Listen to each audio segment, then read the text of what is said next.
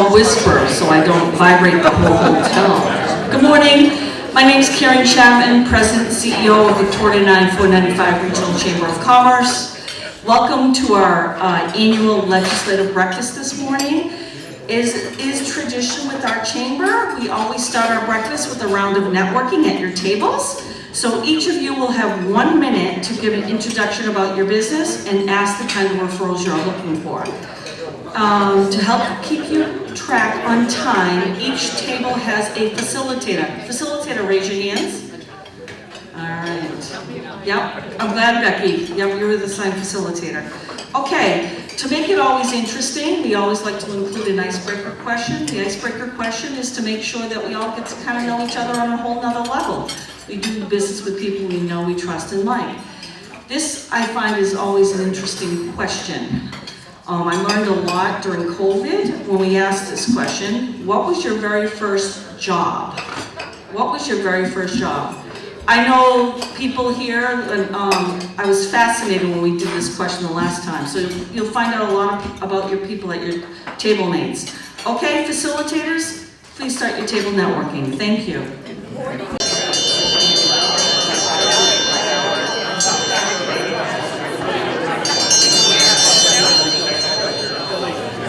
Good morning.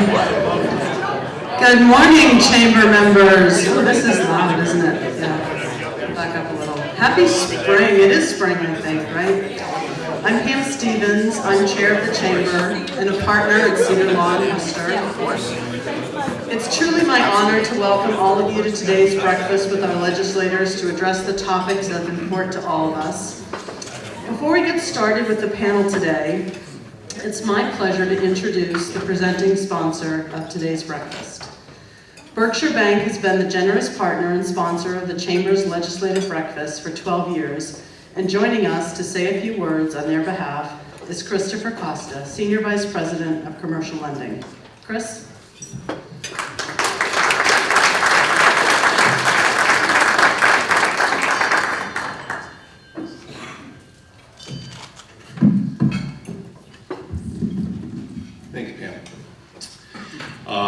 It's great to see everybody here today. It's really great to be back in person. I was talking to Karen this morning, and I think you had it in person last year, but I didn't make it last year, so I'm back. I want to thank Karen Chapman and the Quarter 9 Chamber for once again coordinating the legislative breakfast. They do a great job with this, and Berkshire Bank is really proud to be a sponsor of this breakfast. So thank you, Karen and staff. It's also great to have our state reps and senators join us today to discuss a variety of topics that are important to all of us. Actually, Paul McGrath told me not to talk too long. He said nobody wants to hear from the banker, so I'll try to be quick, Paul. Just a little bit about Berkshire Bank. This is our 177th year. And one of the things we talk about sometimes is where your bank matters. I think right now that's probably an important topic too, right? I think there's a lot of stuff going on in the banking world, and knowing who your bank is, and one of the things about Berkshire, we are a community bank. I'm looking in the room here. I know there's a lot of community bankers here as well.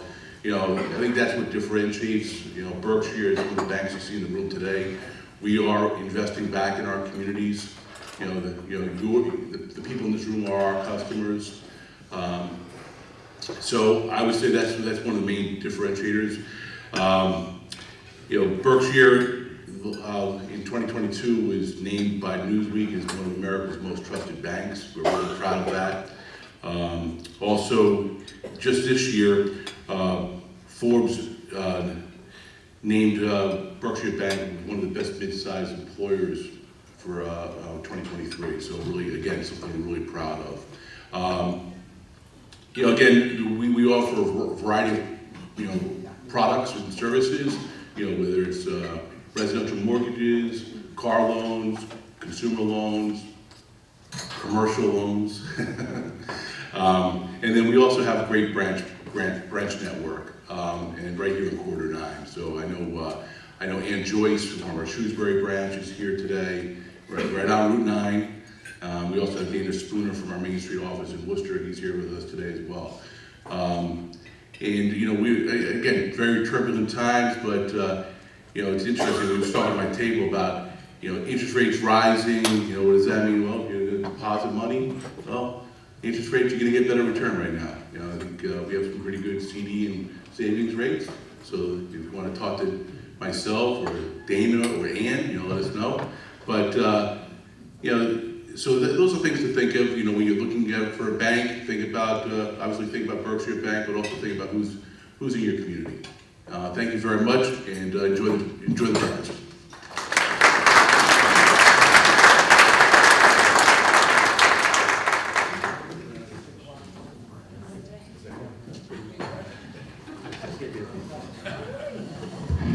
Thank you, Chris, and Berkshire Bank for being a great supporter of the Chamber and this event. Before we introduce our distinguished state officials, I'd like to take a moment to recognize additional VIPs joining us today, and I invite them to stand when I announce their names, and we'll hold our applause until the end. Aaron Houle, Superintendent of Schools, Ernie Houle, Superintendent of Schools, Assabet Valley Regional Technical High School. Shelby Marshall, Select Board Member for the Town of Westboro. Sam Stivers, Select Board Member for the Town of Southborough. And our economic development leaders from the region. Jason Pallich, Executive Director for the 495 Metro West Partnership. Chair of the Southborough Economic Development Committee, Rob Anderson of Mass Development. Zach Bowner, Westboro Economic Development Coordinator. And the members of the Westboro Economic Development Committee, Dave Bagnan of the Community Advocate, Holly Kenny of LCK Glassworks, Sandy Kearney of Human Power Solutions, and Fred Leonardo, Community Development Director for the Town of Westboro. Let's give them all a warm applause.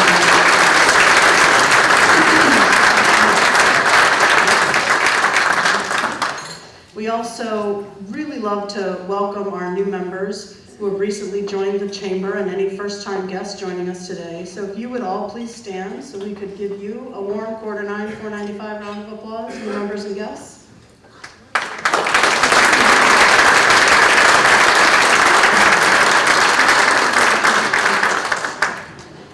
And finally, I want to recognize the additional sponsors and supporters of today's program and ask that you stand to be recognized when I call your name, and we'll hold our applause until the end. Our coffee sponsor, Trivium Technology, the Doubletree Hotel and staff for today's breakfast, our photographer, Andy Weigel of Andy Weigel Photography, Karen Henderson of Westboro Cable TV, and our exhibitor, Tony Gallo of Gallo Moving and Storage.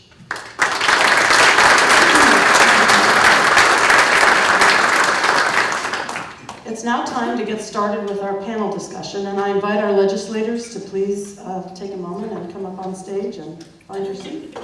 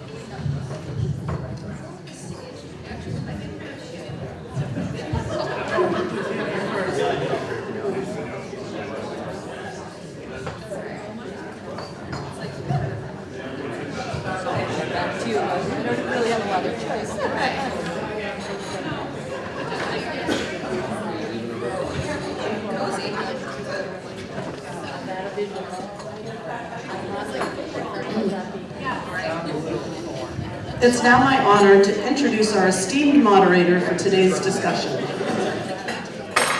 Mark Donahue is a director of the Corporate, Business, and Real Estate Practice Groups for Fletcher Tilton, PC, Attorneys at Law. He brings a unique skill set to his practice, part real estate lawyer, part corporate lawyer.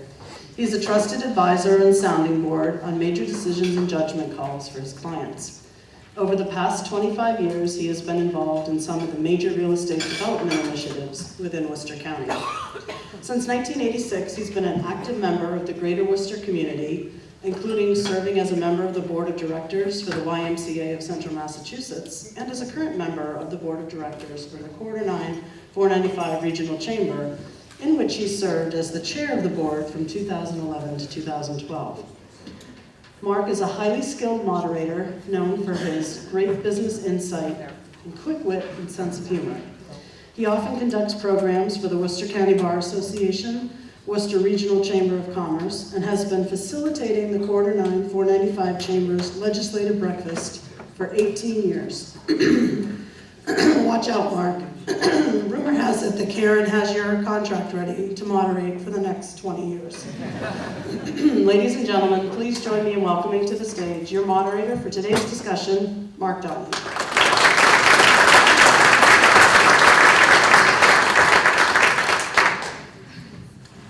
Morning, friends. We're not going to need that, I don't think.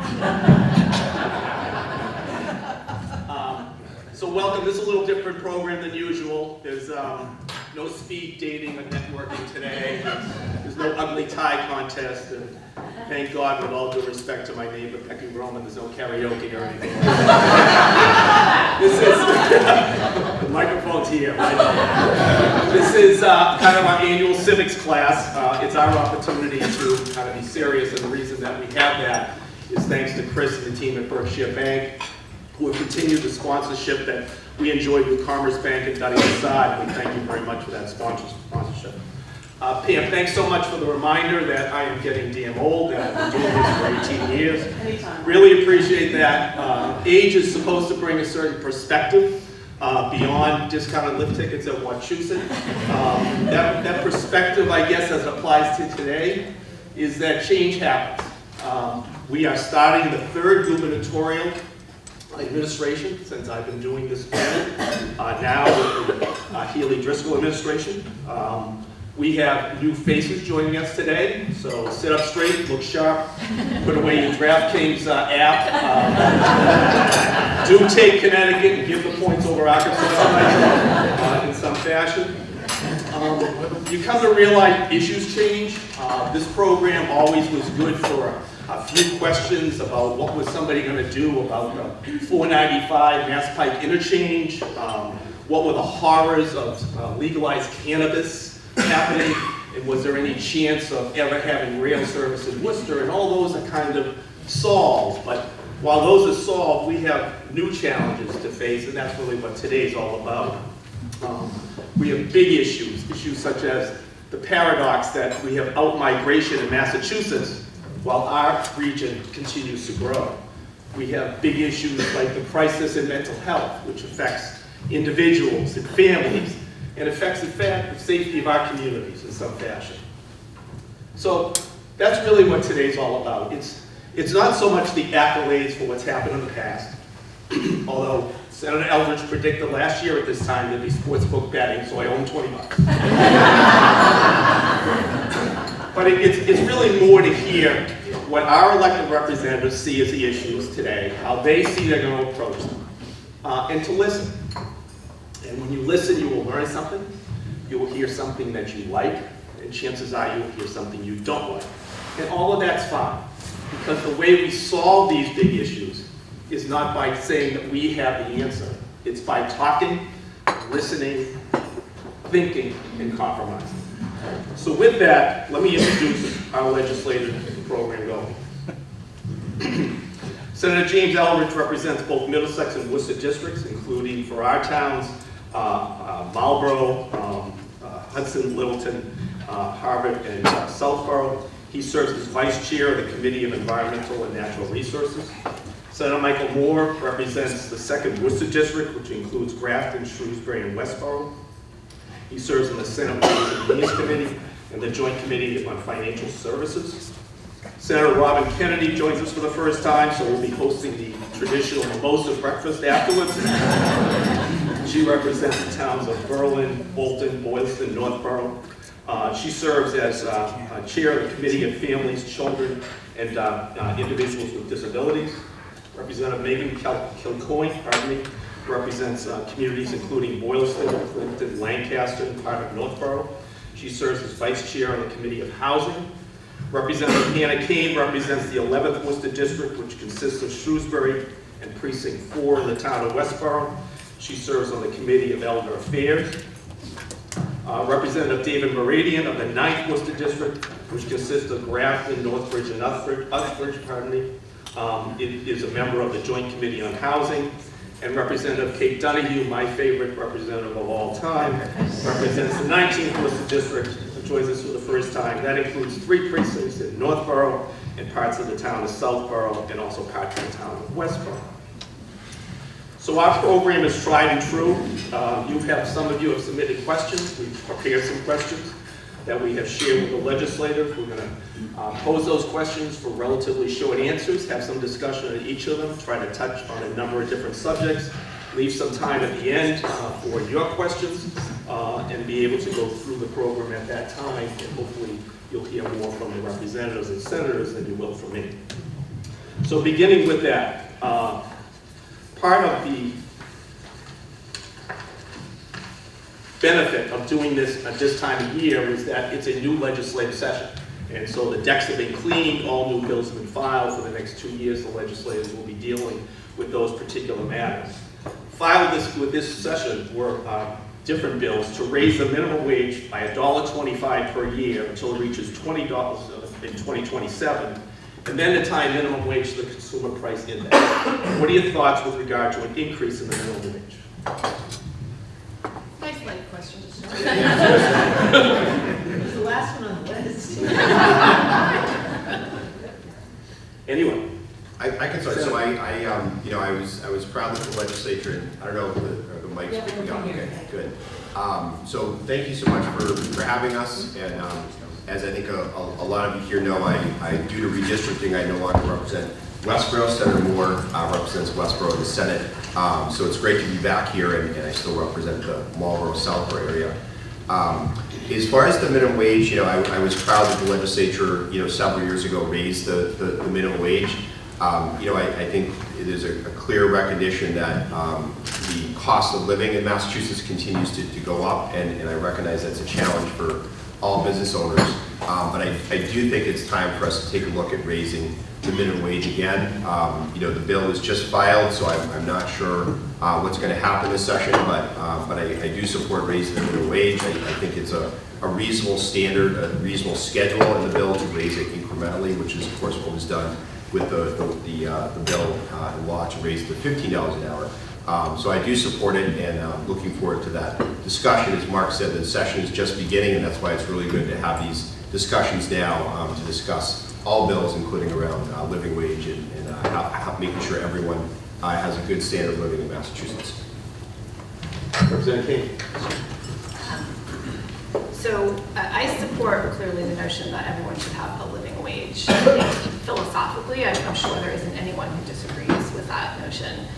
But it comes to a question of implementation. And for me, the challenge with raising the minimum wage is it puts it on us as legislators to raise a number, but it doesn't give the skills for people on their own to find better paying jobs. And so I'm a big believer that we should be putting a lot into sort of workforce development and opportunities for education for people who are working, so that they aren't dependent on us passing a law that does something, but rather they have their own skills and ability to sort of climb the economic ladder. And that's something that, I know the governor's budget has a lot for workforce development in there. There's some different proposals out there for allowing community college access for people of a certain age who don't have a degree to go back. And I think those are all great things, because that is, I think, our goal, is to have a workforce who can move economically up the ladder on their own and not be dependent solely on us. I think it's also, when you raise the minimum wage, you are in effect raising every other wage because of what happens. And so, I think when we think about it, we need to understand the fuller economic impact. And as a former small business owner, I understand what that means when you are struggling to make payroll, and because you are the largest job generators in our small businesses. So I think we need to look at it as, how do we support people for their own ability to climb the economic ladder?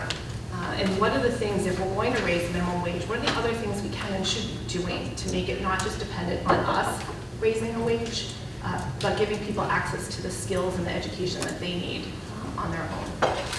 Could I just Certainly. quickly to emphasize, I think Representative Kane brought up some great points that I just wanted to address.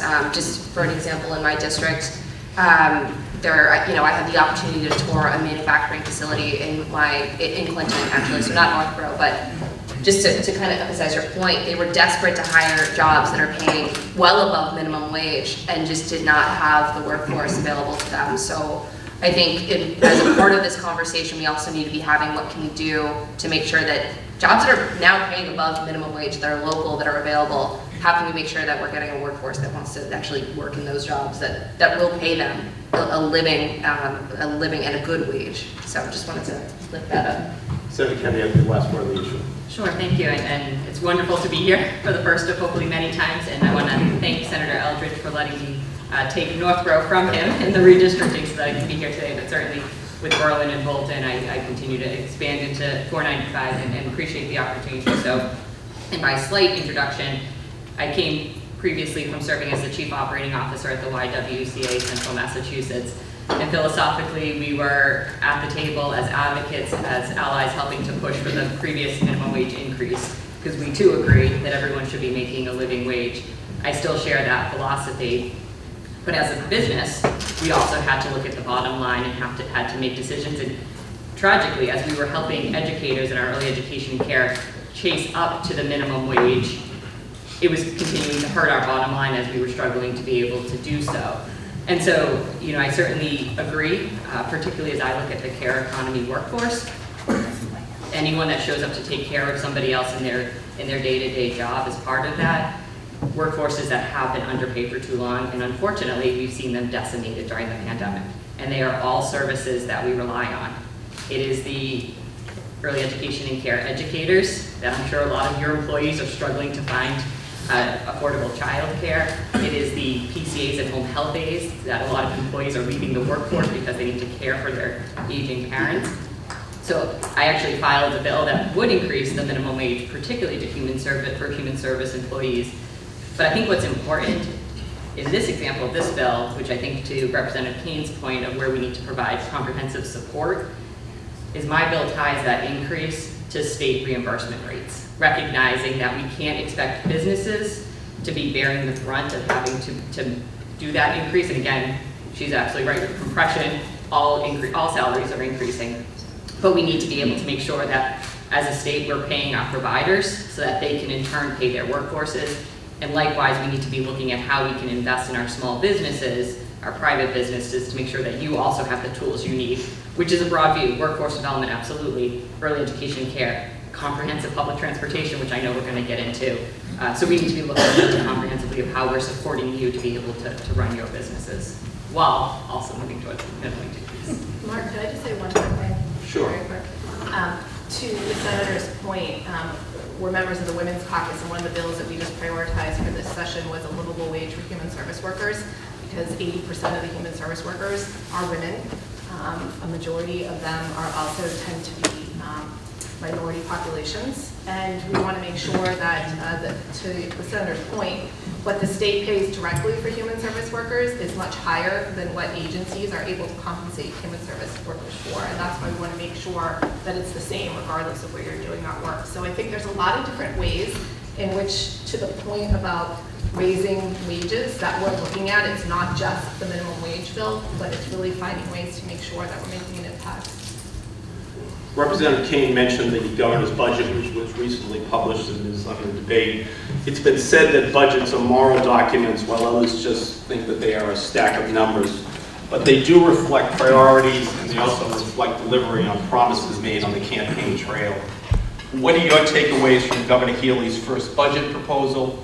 And is a budget that increases overall spending by 4% by also decreasing tax revenues sustainable in the long run? Anyone start?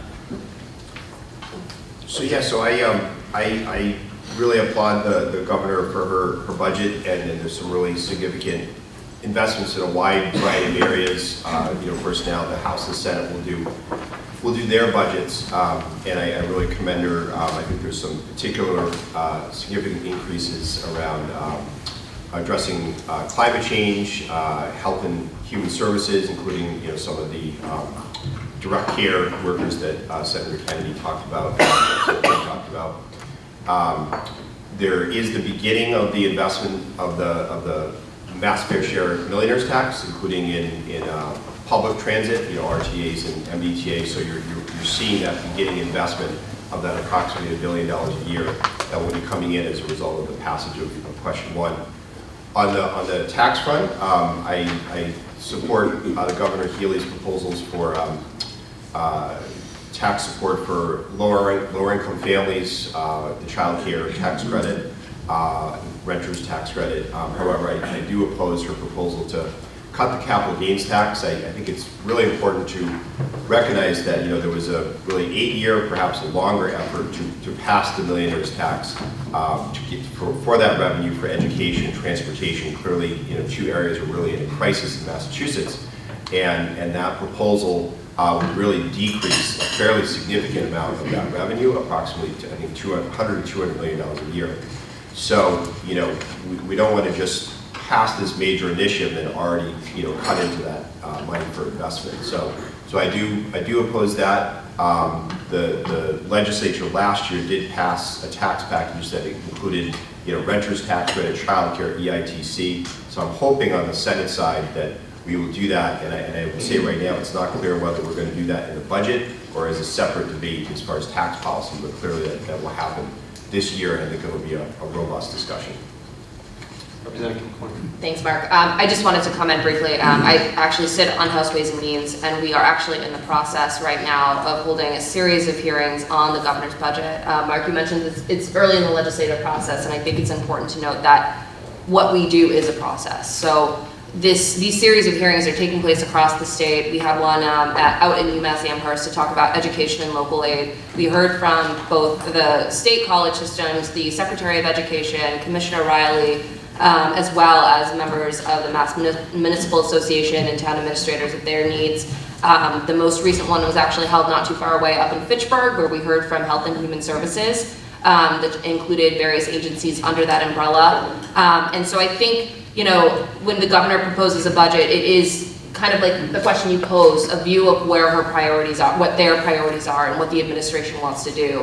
And I think, in the legislature, we take the role of vetting these issues very seriously. So, we are having that opportunity to have that back and forth, to ask those questions of whether or not, it is sustainable to do both of these things at the same time. The legislature obviously recognizes a need for tax relief as evident by the actions we took last session, but we want to be responsible about how we spend those money and that investments. And we still have a number of hearings to go, so I think we'll have an opportunity to really kind of dig in with the administration and see what the details are, and have an opportunity to voice concerns that we're hearing locally from our end. But it's important to let that process play out, I think.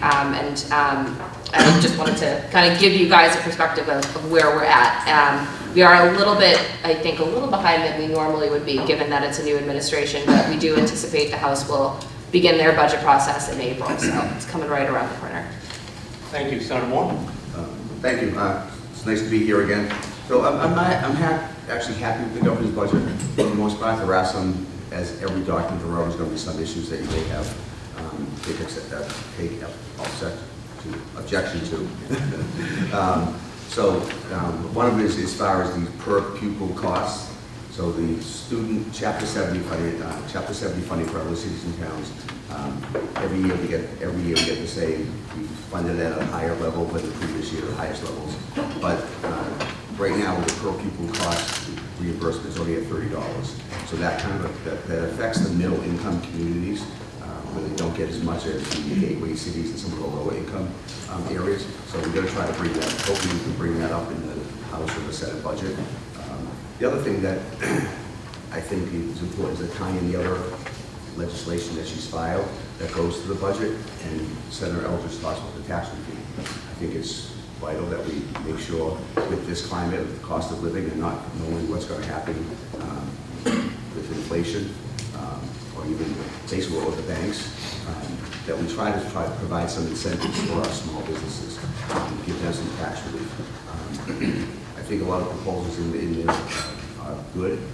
There's one that I'm particularly happy with is the $200 million that the governor filed as part of the tax package for the $200 million bonding to tie the state into the CHIPS Act that was passed nationally. If you look at what happened during the pandemic, one of the big issues we had with the supply chain, we didn't manufacture chips here. So we had trucks, we had all sorts of electronics and technology type equipment that just sat there and we couldn't get distributed out to the public. So I'm very happy that she was actually recommending a $200 million bond authorization to invest in establishing those types of industries here in Massachusetts. So I think that's positive for the overall economy and obviously providing more skills for our workforce. The other thing is she also filed Article 87 to create a housing secretary. We have a crisis in housing. So I think this is a good step in actually prioritizing the housing and making sure that, we're always nibble around the edges. We're doing this for affordable housing, we're doing that. So now maybe having a secretary, we can actually make a concerted effort and try to address this issue and expand the opportunities and bring back the costs of housing and make more affordable housing available. Thank you. Representative Moradian, then Representative Donahue with regard to the governor's budget, their thoughts. Thank you, Mark and Karen and everyone for allowing us to come here today. It's certainly beneficial to hear the questions, have the conversation, and on my colleague Megan's point, we're in the beginning process. And with that, the governor had a little extra time given the new administration, so we're able to now look at the living, breathing document that is House 1. To Senator Moore's point, there's some very good things in there, and there's some things that do cause some concern. I'm obviously a big proponent of the tax relief. I mean, we're on the backs of 62F from last year, and we had some of our colleagues actually propose to try to change those reimbursements, which is kind of crazy. That's the will of the voters. We're all entitled to the reimbursements back, but I'd like the earned income tax credit in there. But the one thing that I kind of focus on every year, and call me a homer if you want, it's line item 7077-0023, which for those of you that don't know it, it's the Cummings School of Veterinary Medicine, Tufts University. It's a wonderful jewel for Central Mass region, for the Quarter 9 Chamber and everyone else. They're an asset, and unfortunately, the governor thought to cut their budget a little bit. So I guess this isn't a plea, but I guess it's kind of a plea to all of you to reach out to your legislators and tell them that it's needed, but it's certainly a plea to my colleagues that I'll be filing an amendment in the House budget to try to restore that funding. But it's a process, and obviously the House is going to do our part, and then the Senate's going to do theirs. And it's been said, not by me, but it's been said that with respect to any governor, that the budget isn't necessarily worth the paper that it's written on. It is a roadmap for the legislature, but now you're going to see the House and Senate take our action on it, and from there, hopefully we'll have a pretty comprehensive bill that we can all support. Thank you. Representative Donahue? Hi, thank you everybody for being here. It's exciting being here for the first time as a legislator. Last time I was in the audience and people said, next year you'll be here. Thankfully they were right. I wanted to follow up on Senator Moore's comment about education. One of the things that I've been hearing about, and I think probably others have too, is the unprecedented increase in the special education reimbursement. Communities had planned for the traditional 2% increase, but an unprecedented 14% increase was approved. And I've been advocating for ensuring that there's funding to fill that gap so that we don't have to have massive layoffs in our school systems across the state. Sorry, just one final point, and certainly agree with much of what's been said up here by my colleagues, but when we look at this document as maybe a vision statement of the governor or moral document, one of the things that I do want to point out that's going to kind of touch on some of the other questions, so I apologize in advance, but one of the things that particularly stuck out as glaring to me that's incredibly important is I appreciate that the governor was very deliberate in identifying where that $1 billion of the millionaire's tax would be distributed to, equally between education and transportation. But what stuck out in that, which is incredibly concerning, is $181 million to the MBTA system and $25 million to regional transportation across the rest of the state. That's not equitable distribution. That's concerning after we've enjoyed 16 years of a lieutenant governor that's represented this area, that's represented Central Mass, Metro West, that understands this region and our needs. and where we're having battles in the city of Worcester with the WRTA system, trying to keep, not only keep the fare free, but also expand transportation where they're cutting lines with the argument that there's a bus that's half a mile away, that's a route that they could take. We need to invest in our regional transportation. That has to be a priority, and I think this speaks to, and I'm grateful to be able to join this caucus and this delegation of leaders to make sure that we're elevating our voice to I hope there's other ways that she's going to prove me wrong with the rest of the budget as we go through, but making sure that this part of the state, all parts of the state, are making sure that we're getting equitable investment. And so that's one of the things that's concerning in the budget, but I'm hopeful that we have opportunities to find more that we agree upon than disagree. Thank you. I want to follow up on a comment the senator just made and ask maybe a follow-up question or a more particular question. So part of the push for the adoption of, whether you call it the fair share amendment or the millionaire's tax, was the targeted nature of the additional revenue only to two particular uses, education and transportation. And this is really the first budget, obviously, that's been able to see that.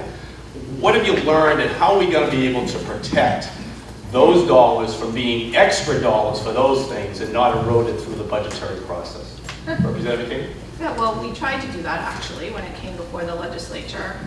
In the House, the Republican caucus filed an amendment that said these dollars have to be in addition to, they can't supplant the existing stream of money there, and that amendment was not accepted because that was our concern. I think in the short term, the next couple of years, will that money be dedicated to those two uses? Absolutely. But we've been in a period of robust tax revenues. The fiscal year 16 budget for the state was $38 billion. This budget this year for fiscal year 24 we're looking at is $55 billion right now. It's a lot of growth in 8 years. And so I worry, there's going to be an economic downturn at some point. There always is. There's nothing that is going to prevent that. So I worry very much that when we get into a position where the state may need to make cuts, particularly mid-year cuts, about how to make sure that revenue is still going where voters said that they wanted it to go to those two particular uses. I did also just want to address, I'm supportive of the governor's tax cuts in her budget. I actually think she has a really good budget. As we've said, there's things that we want to tweak in it, but I thought it was a great budget that she put out. And as far as the tax cuts go, I think the governor has done a really good job of understanding that it has to be a both and in the state. We have to make sure that we are protecting the most vulnerable and having the resources dedicated to helping, but we also have to make sure that our state is one in which is competitive economically. I heard her speak at Associated Industries of Massachusetts soon after she was sworn into office.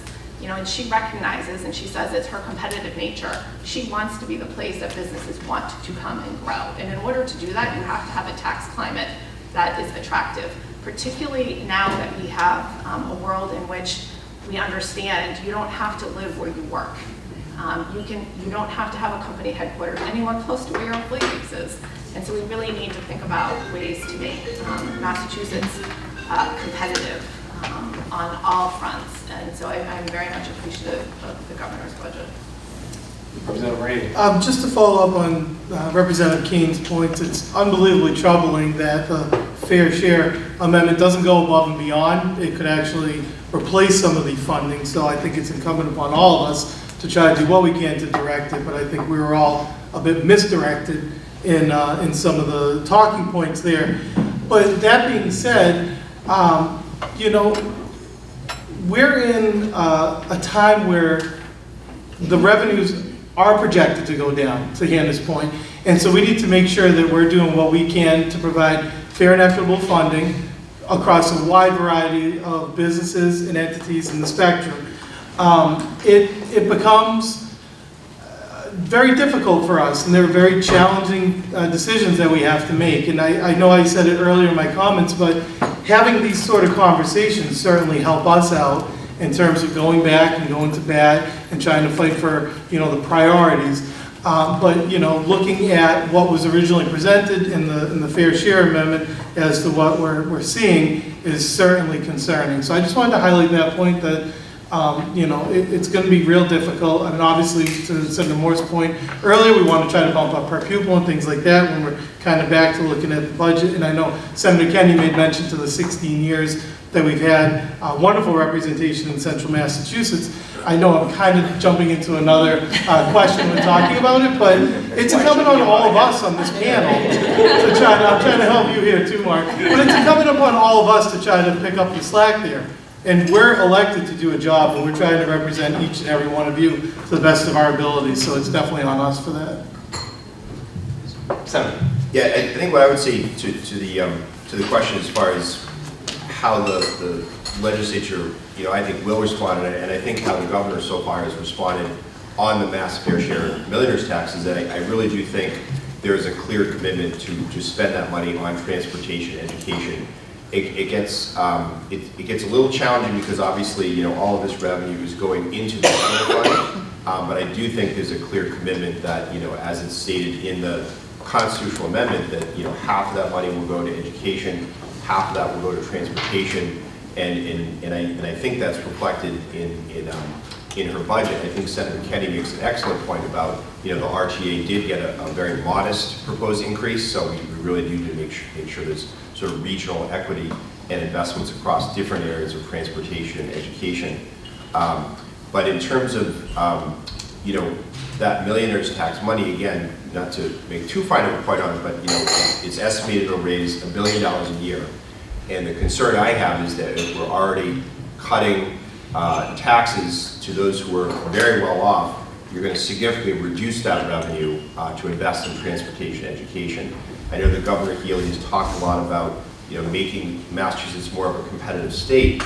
I would argue that if we don't have the best public higher education that is truly affordable for residents, if we don't have the best transportation system, which we know in sort of Eastern Mass or the subway system is really breaking down, we're not going to have a competitive state to attract more people and make sure Massachusetts continues to be such a success. So these investments are really critical, and I think it's a good start, but certainly sort of the general public, making sure that your legislators are committed to that mass fair share money being invested in education and transportation in an equitable way, including in a regionally equitable way. A number of the responses have touched on, kind of in general, the intersection of Massachusetts competitiveness, the outflow population, the high cost of simply being here, really focused on the issue of housing. And housing's been directed by the governor as one of her priorities to move forward, to grow housing, but the ability to grow housing outside of gateway cities is particularly fraught with difficulty, and our communities are examples of that, where many communities feel like they've already done enough. What are your thoughts on the problem of housing and how we're going to be able to create different levels of affordable housing so that people's kids can stay here and we can grow our workforce? I can start. I think this is an issue that we've been hearing about over and over and over again, whether it's from the governor's office, whether it's locally in our communities, whether it's in the news. My first thought, and I think, for any legislator, you focus first on your own community and the needs that you see, in your own neighborhood, in your own towns. My district comprised of a variety of smaller towns, kind of different characteristics. I have a couple that are more densely populated, maybe more in the style of what you would consider a smaller city, and then the other towns are quite more rural or suburban, and they all have very unique housing challenges. And I think that one of the things that I want to look for is how to frame that conversation in a way when we're talking about statewide policy, making sure that it's going to be something that will address the issue, not just in one part of the state, but across the state, and especially here in central Massachusetts. We have some incredible benefits locally, whether it's the school system, whether it's just the opportunities for growth here, and we want to make sure that people are not just, growing up here, but staying here, raising families here. And, we hear from our own communities of the challenges, whether it be trying to provide enough affordable housing, whether it's people feeling that they're pushed out, whether it's people, my generation who can't even buy a house right now. So I think these are very big challenges, and one thing that I am grateful for is the opportunity to serve on the Housing Committee this year, where we're going to be vetting many policies that are looking at combating this very issue. So I think it's premature maybe to talk about what those policies look like. You know, this is something that I think everybody is interested in addressing, but we really need to go through, I think, a thorough process of hearing from stakeholders, hearing from the public, hearing from individuals, hearing from different representatives about what they're seeing on the ground, and trying to make sure that we're doing something that's going to address some of the most pressing needs. Others on housing? Representative Dunn. One of the things that I'm a big supporter of that, is just one very small piece of the puzzle is more flexibility for accessory dwelling units. I myself am in the house that my husband and I bought in 1977, raised a family in, and I can't afford to downsize because there's no place to move to. But for a number of people, I'm sitting on a 4-bedroom house that I don't need. And I think we need to look at ways of utilizing this housing stock to give people the opportunity to have someone, care for an aging parent so we can age in place. Or maybe someone mentioned children being able to live in the communities they grow up in, to have the accessory dwelling units. And I think it's something that's very important for the communities here in Corridor 9 to promote that option. Thank you, Senator Moore. So I think in government, we can show our support or emphasize policy areas by putting the money where our mouth is. And I really think that we've had a lot of programs that, again, we try to attack it piecemeal. I think the fact that we have a secretariat that's going to be created dealing with this, to work, as the representative stated, to work with all the stakeholders to try to develop a plan and set goals on how we are going to achieve certain benchmarks. And we have the opportunity every year, the administration files a capital spending plan. As I talked about the CHIPS bill, it's a $200 billion bond authorization. I think we should really dedicate about $1 billion on targeted housing, a bond bill, and then try to work with our community partners, our business partners, and how we are going to achieve certain goals. And we can work with each community to make sure that the housing is addressed based on the culture and demographics of that community. We have to do something. I mean, the cost of living is just so high. If we want our students and workforce to stay here, we really have to try to find a way to provide more opportunity for affordable housing. Thank you, Senator Kennedy. So a few quick points I would just like to touch in terms of housing. One, broadly speaking, policy-wise, as folks probably know, Massachusetts is the only state that's a right to shelter for families that are experiencing homelessness. And unfortunately, after 40 years of building up this system, we've now created a industry of shelter that is multiple hundreds of millions of dollars.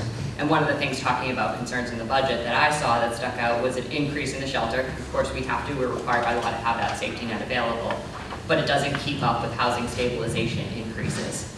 We're making families go into shelter, which I look at it from the compassionate viewpoint of keeping families housed rather than the instability of shelter, but it's also costs less. It costs less to give rental assistance to a family than for that family to lose that unit and end up in shelter, and that's another unit we're looking at. So just from a way in which we create some self-inflicted wounds where it comes to creating housing instability, which is leading to some of the challenges, there's that piece. I do think, and maybe I can say this as one of the two new legislators, we absolutely have to look at 40B. We have to look at how this law is impacting our towns.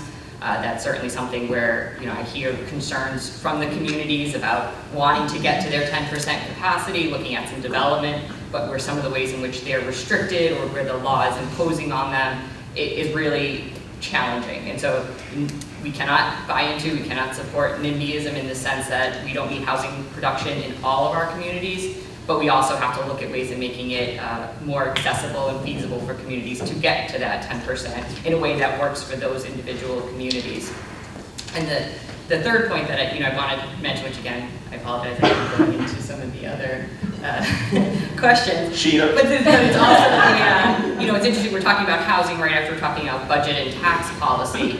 And I know that every community I'm sitting down with, we haven't fully invested in Chapter 90. So as families are moving and we want them to move into our communities, our suburbs, our towns, many of which that I represent, the roads have not been upgraded in generations. We're talking about the municipal buildings. There's legislation to create a similar to the Mass School Building Authority, something for public facilities. Our schools are 50, 100 years past their current lifespan.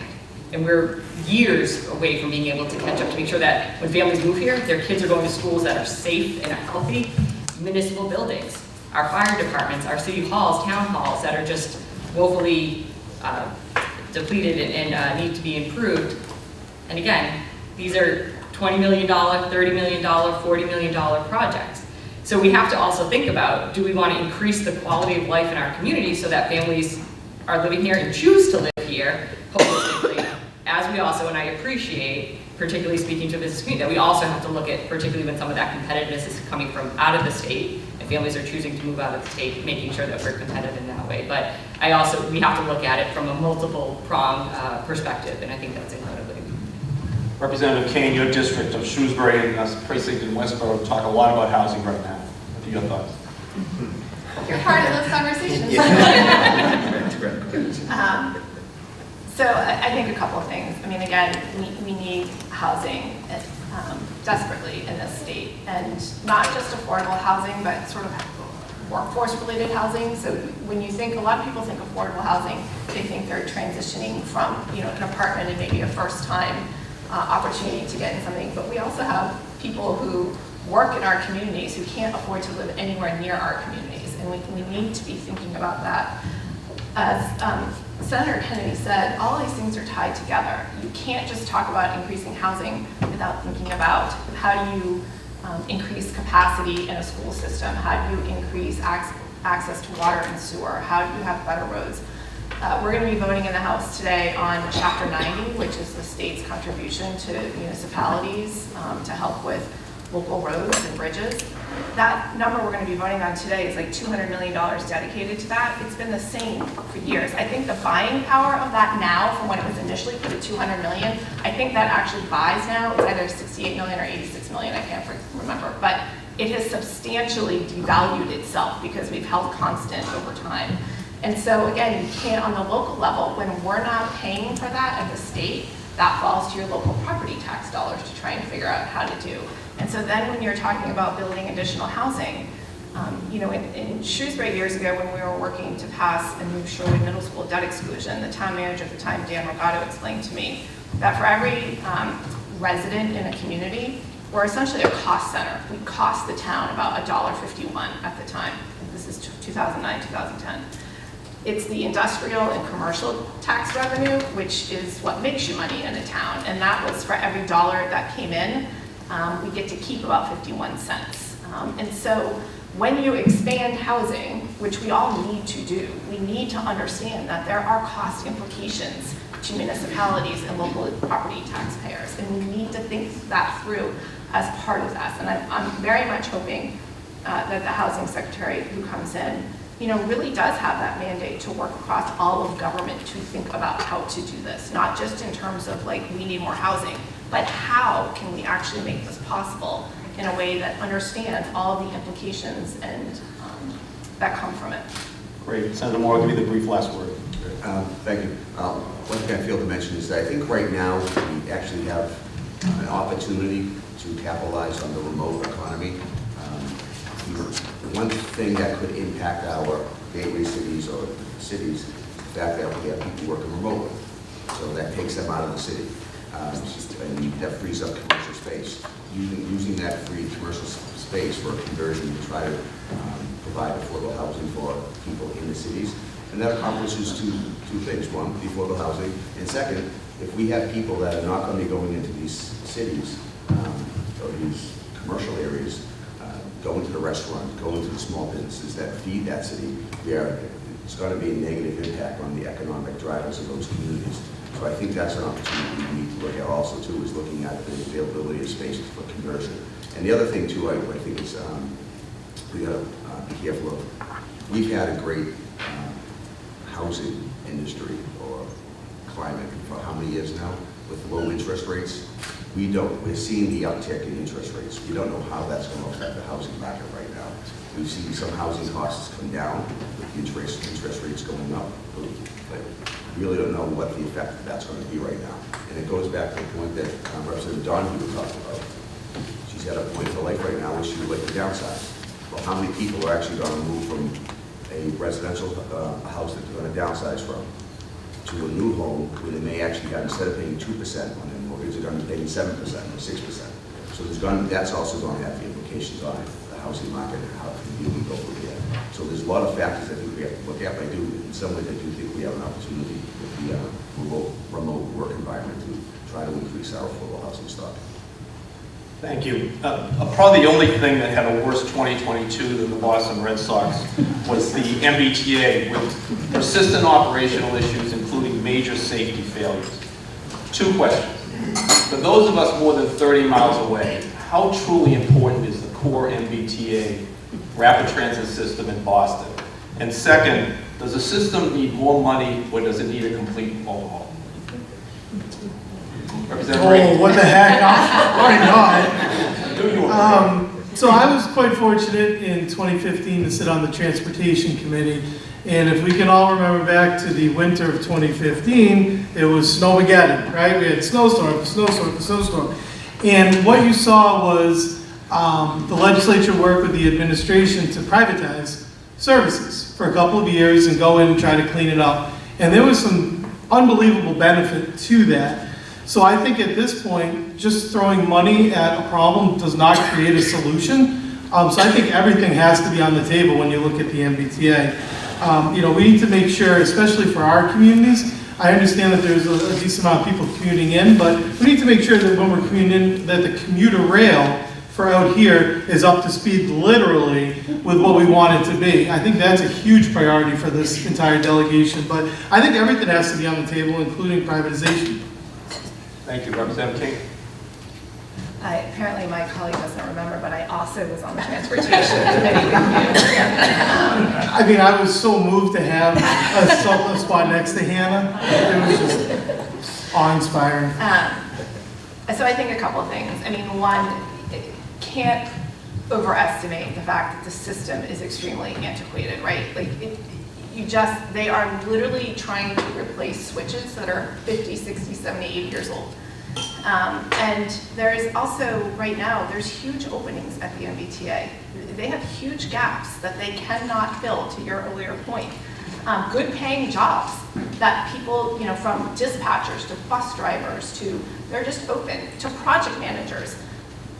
When 2015 happened that winter, it became an issue of they didn't need money at the time, they needed people, project managers, to manage the projects, to spend the money at that time.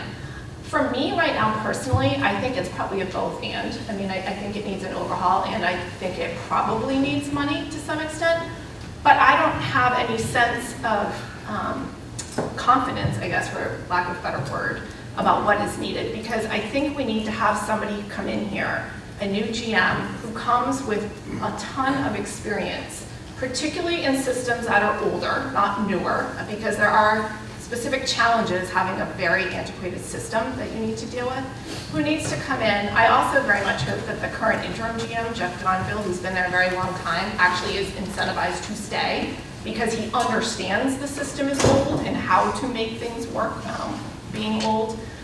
But I do think we need a new management scheme there who really understands what is needed, and also to continue, and the governor had it in her budget, to hire more people who are there to fill the positions that are open and to hire where needed. And that challenge that is facing a lot of companies right now is also facing the MBTA. And quite frankly, when the private sector, when the economy is doing well, the public sector, it gets harder to fill positions for us because typically the positions are not paid as much as the private sector is when the economy is going strong. I agree with the Greater Boston Chamber of Commerce CEO, Jim Rooney, who says we should increase the pay amount for this general manager to come in, because I think, again, if you have a choice, sure, there's probably an intellectual challenge that you want to take on this job of coming into a situation which is quite dire, but there's a fiscal reality to it, and you're probably not going to leave a system where you're making good money and you don't have huge challenges to come to a high-cost state to live close proximate to where you're going to need to be working 24 hours a day.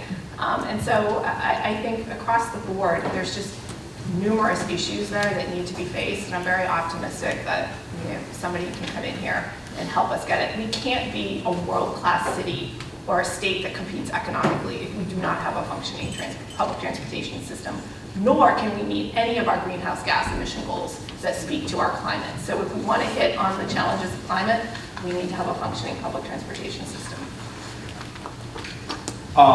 Representative King touched on the issue of climate change and the importance it is to all of us, and the need to develop meaningful renewable energy sources.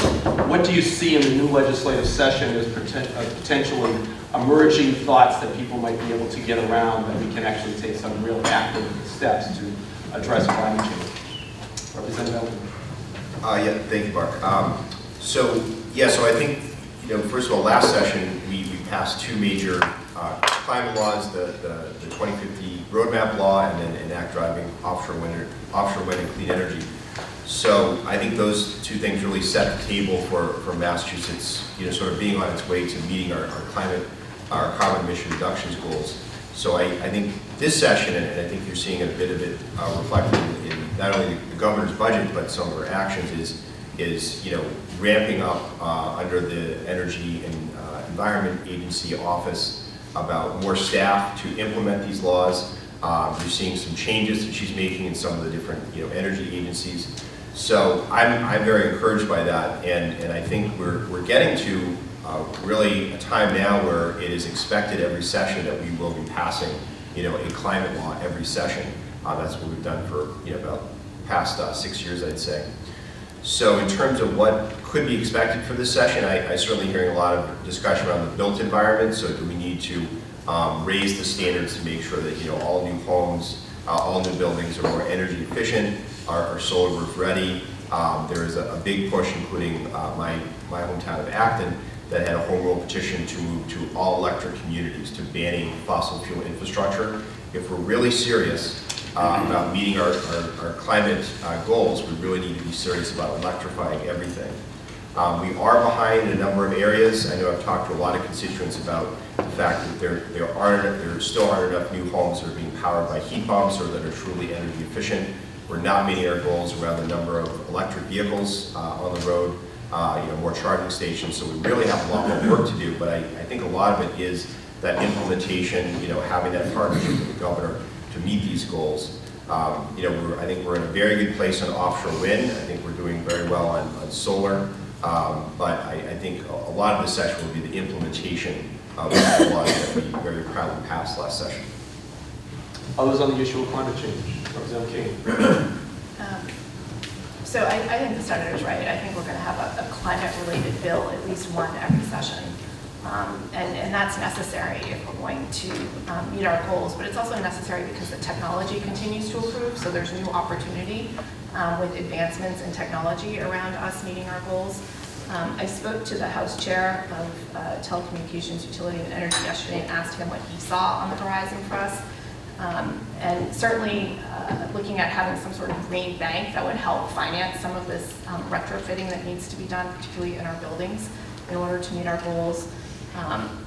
The electrification infrastructure, we don't have enough infrastructure across the state, so we're moving towards having electric vehicles. We're not there yet in terms of being able to make sure that people can actually fuel up while they're out doing whatever it is that they're doing. And then the other thing you talked to me about, which I had not heard anything about, perhaps my colleagues have, is advanced metering to houses to really help homeowners. Today, you just have a meter that the gas company goes and reads, and it says, here's what's been used. The advanced metering, which can be done on every home, allows you to understand which appliances and devices are really fueling your use, and really to help homeowners to be able to better understand ways in which they individually can help towards this challenge that we have. And certainly, if we're going to electrify everything, our grid is not prepared for us to electrify everything. And part of last session's bill was a grid modernization council that is doing work, and we really need to hear back from them about what it is that we need to do, because I'm sure you've all seen the articles. When we're at peak, we're having to go to alternative energy sources from elsewhere because we don't have the capability right now to deal with all of the volume. So we really need to think through how we make sure that grid is prepared for this work that we're attempting to do. Thank you. I've got plenty more, but my mother taught me to share. I want to hurry on doing that. I'll open it up to questions. Just a reminder, a question doesn't have more than 2 sentences. The second sentence ends in a question mark. So if there are any questions or comments, we're glad to receive this. Third rule is, the microphone doesn't leave my hand. I know we're doing 290 and 495, the Mass Pike and 495, which is great. Is there anything on the horizon to deal with 128 and the Mass Pike?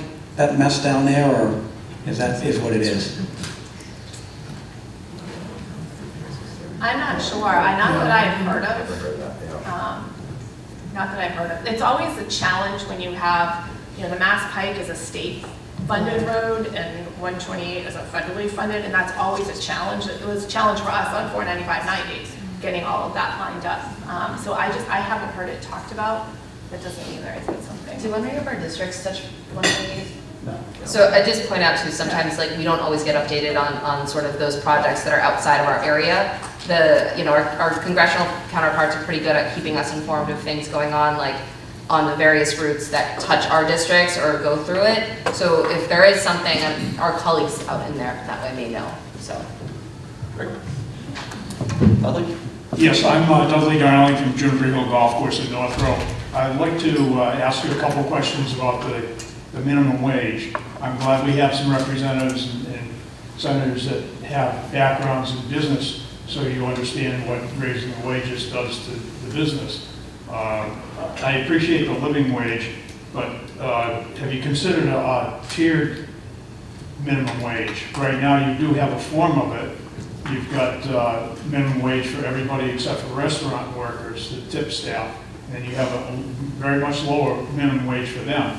Have you thought about giving a tier for students? We've got kids working for us that this is their first job. It's the start of their wage earning cycle. They have no skills and they have undeveloped work ethic. I'm sorry. That's my son you were talking about. He was a good kid. But you're talking about somebody in a different age group that... So the question relates to whether tiering in some fashion to take recognition for particularly seasonal workers. The other tier might be for the end of work cycle workers. We have retired people working for us. They're more interested in being able to put in some hours so they can get free golf. But, they don't... So what's the thought with regard to some change in the minimum wage that has different tiers available to address Mr. Dodd's question? Senator. Yeah, so thanks for the question. That comes up every time we do have a debate around the minimum wage, and I do think that the pushback, and I don't support it, is the proposals for tiered wages, that there are a lot of young people that are actually supporting their families, often those who are less well off, and often, and it can be very sort of heartbreaking for a lot of seniors that you see working minimum wage jobs. They're also, barely making ends meet. So I think the concern is that at the end of the day, look, the minimum wage is about making sure people earn a greater wage, and if you created a tiered wage, while it might, for a small group of perhaps young people be helpful, the concern is that it would hurt a whole host of other people. So that's usually been the pushback when we had that debate of the minimum wage. Representative Moravia.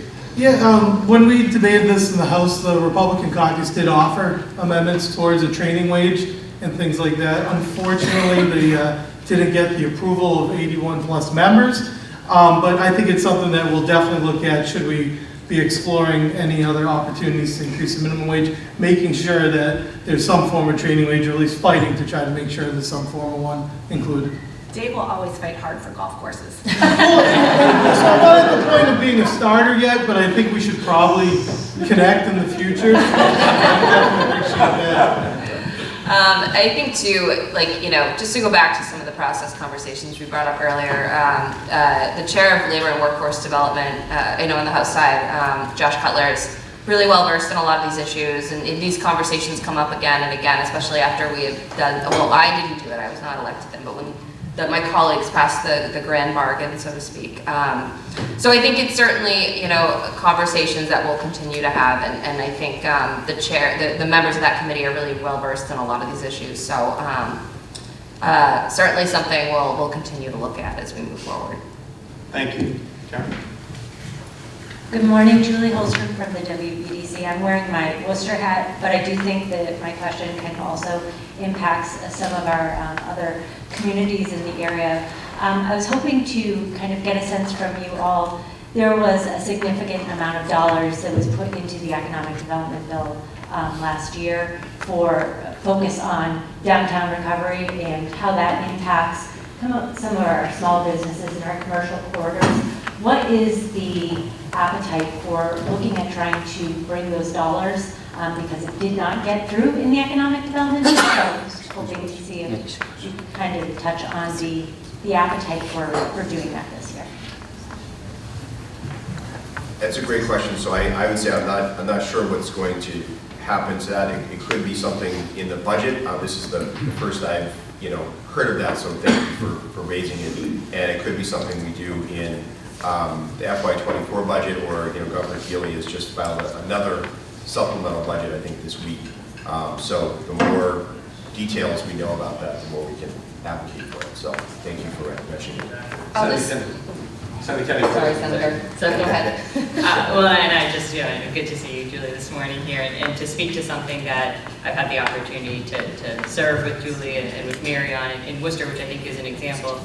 And there's legislation pending right now to increase and improve business improvement districts, particularly for downtown business improvement districts. And I think we're seeing those models continue to grow and expand across the communities. And I think, to me, that's something that's supportive. It can be a public-private partnership, so the businesses in that footprint have a stake, not only in a little bit of an investment in that improvement district, but also in what's needed to be able to turn around, to revitalize, to enhance. And I think we see really great examples where those types of models can be really successful. Worcester being an example, downtown Crossing in Boston being another example of a business improvement district.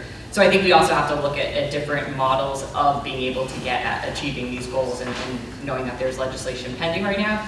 I don't know enough to say how successful it will be this session, but I do think that we should be able to look at it. And then for those improvement districts, those boards, those stakeholders to come to the state with, here's the specific development that we need, whether it's through mass development or through our other funding mechanisms, to be able to really truly invest in our downtowns.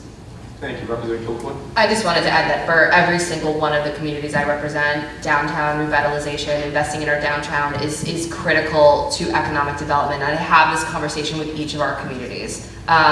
Anybody that's been down High Street in Clinton has seen the difference that just some aesthetic differences have made in that first part, and we're working hard to try to spread that around that area, so it's not just that one section, and we've brought new businesses in.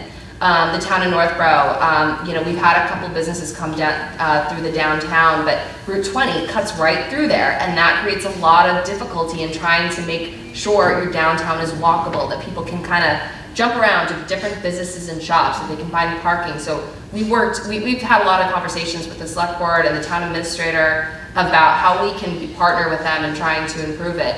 My other communities are much smaller, but that even for them, a little bit of money will go a long way.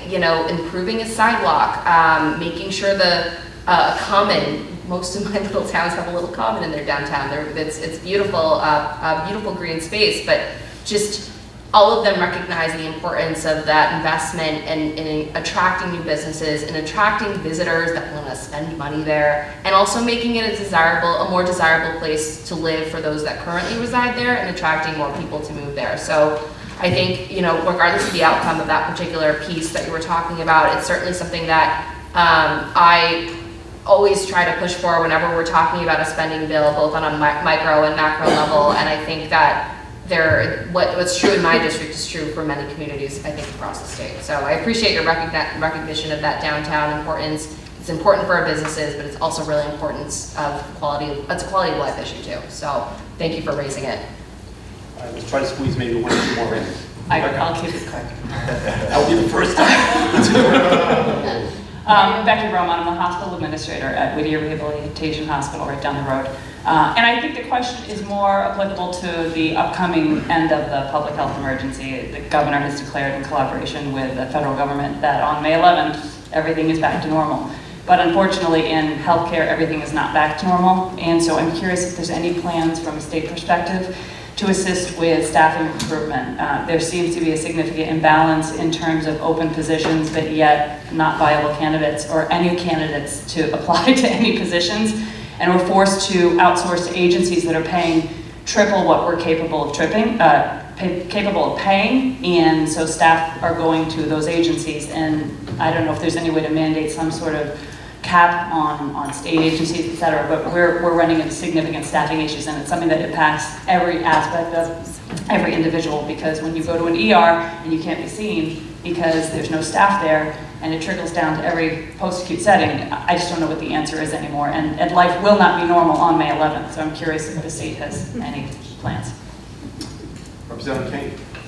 Sure, thank you. So I serve on the Healthcare Finance and Public Health Committees, and just last week we had our benchmark hearing with the Health Policy Commission. And I think there's a broad awareness that we need to do some healthcare reform. The 2012 measures that were put in place, I think were very positive at the time, but not just because of the pandemic, but other things have illustrated that you really can't look 2 years back to predict what your benchmark should be for the following year. I know hospitals in particular, I think the carrying cost is $1.6 billion right now for traveling nurses, which is unsustainable. There's a number of things that can be, we're one of the only states, I think there's 36 states now in the Nurse Compact, which I think would be somewhat helpful towards that.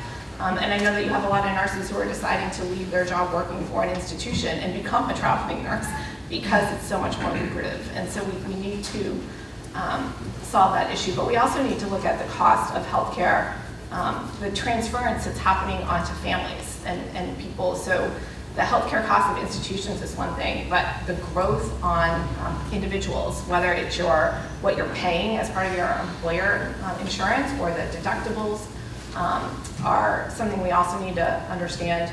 And then finally, we need to look at the pharmacy benefit managers and pharmaceutical costs. They're not part of the benchmark cost, and in particular the PBMs is a real challenge because there's almost no transparency into that, so it's hard to understand the dollar increases that are happening, like who's getting the benefit of those. So I think this session, hopefully, we have 3 sessions where the House and Senate each did a healthcare bill, and we never came to conclusion with a conference bill, and so nothing gets done. And we really do need to address, I would say it's the one thing we haven't talked about here today, which I think is really pressing on the legislature to figure out this session, how to alleviate the cost structure, to deal with some of the workforce issues, and then also to look into what's really driving some of these costs.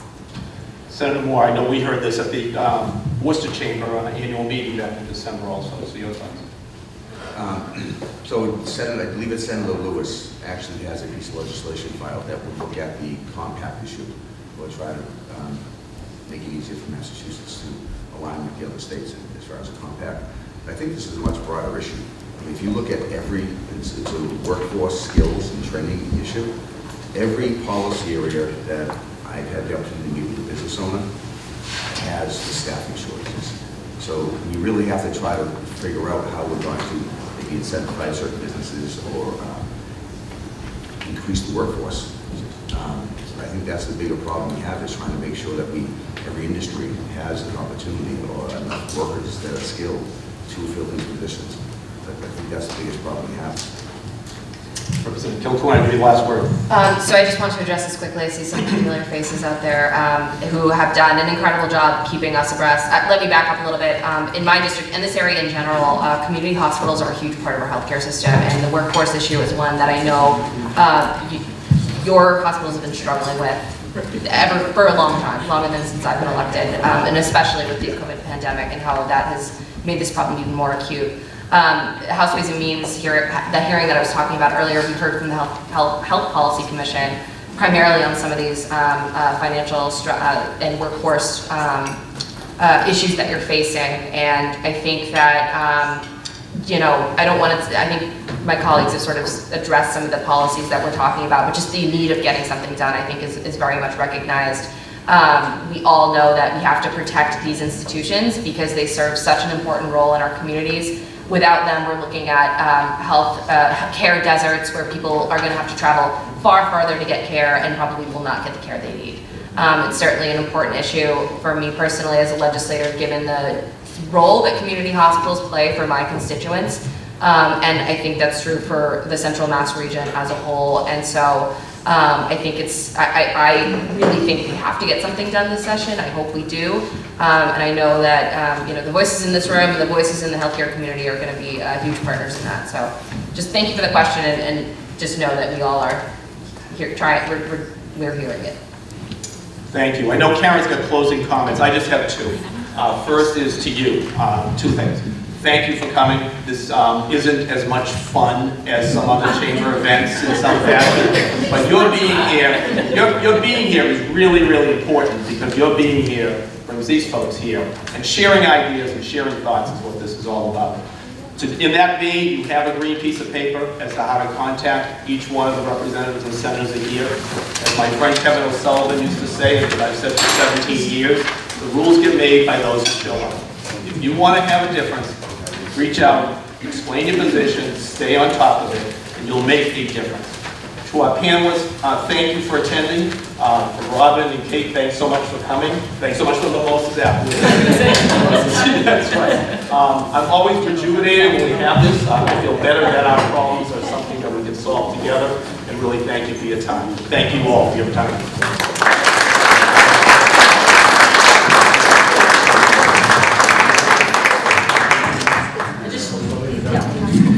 I'm going to ask all of you to stay because we'll do a group photo. Most importantly, I just want to echo Mark's remarks. Can we have a great round of applause for Mark Donahue as the moderator of this program?